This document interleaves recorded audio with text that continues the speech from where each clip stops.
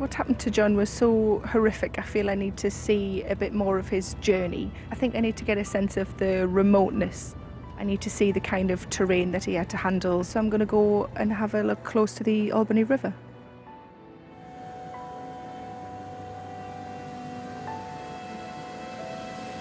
The landscape all around me is just, it's sort of never ending. There's nothing. It's just nothing for miles and miles and miles, just trees and snow. Just nothing.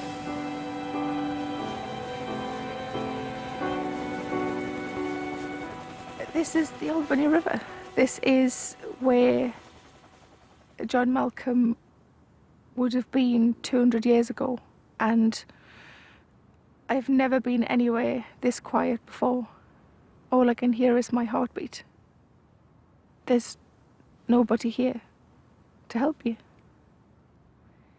I can't imagine how terrified he must have been.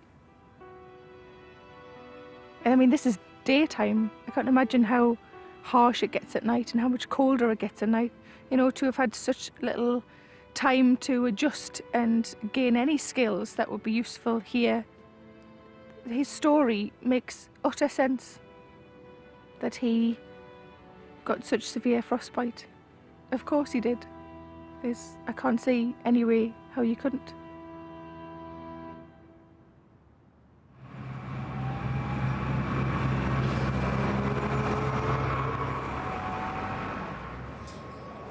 I'm intrigued as to how disability was dealt with in those days, whether he ever got back to Orkney and had a family. To find out about John Malcolm's life as an amputee, Sarah is meeting historian Dr. Vanessa Warne.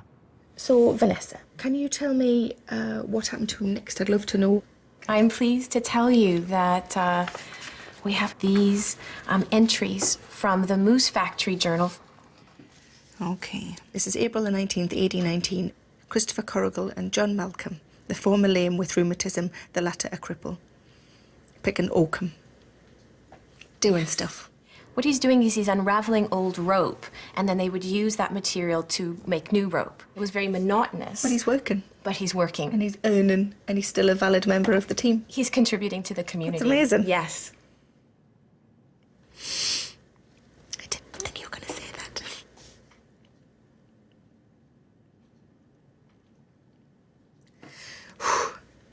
Sorry. Would you like to learn more about what's happening in his life? I really would. So we do know that in September 1819, John left Moose Factory and returned to the UK. Really? Mm-hmm. Wow. The men that he was living and working with, Pass the Hat, put together some funds to help support John after he returned to Britain. After serving only 2 years of his 5-year contract, John returned to the Orkney Islands. The Hudson's Bay Company managed the funds that gave John a small income each year. Vanessa has found more information about his life back home. John made an application to the Hudson Bay Company for an increase in this annual payment. So this is to John Malcolm. Your plea of a wife and family of the ages you mentioned is not a good one, as this is a circumstance which, though it must reduce your limited means, has unquestionably taken place since you suffered the misfortune through which you have obtained relief from the company. He has a family. He does. This is amazing, isn't it? So we know that since his operation and since he came home, he fell in love and he had a child or children. That's astonishing. Do you have any specific information? I have for you an 1841 census document. Okay. Let's have a look. John Malcolm.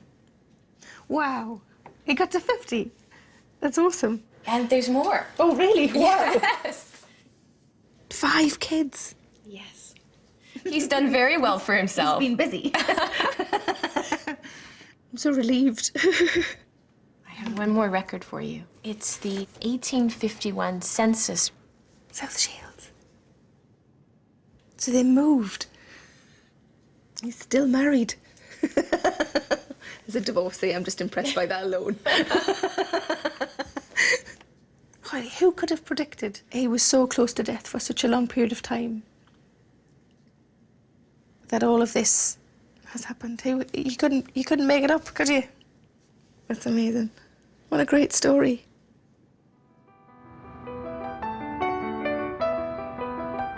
All I really wanted was to be proud of my ancestors.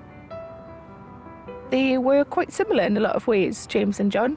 They were incredibly brave, much braver than I have ever been. I feel a little bit like from now on I can have James Holt and John Malcolm on my shoulders. They were both really inspirational. They both had incredibly hard times and tough things to deal with, but they both got through it.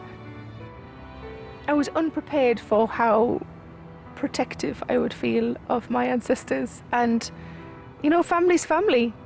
Dead or alive, family is family.